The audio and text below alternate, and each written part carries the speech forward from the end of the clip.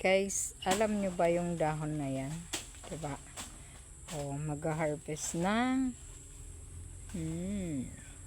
ito ay ang palawan. Yehey! Magkukuha kami ng palawan.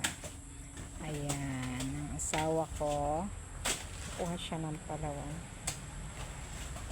Diba? Kumakain kayo ng palawan, guys. Tara. Sundan natin siya kung anong gagawin niya dito pagkuha. Malalim yata yan.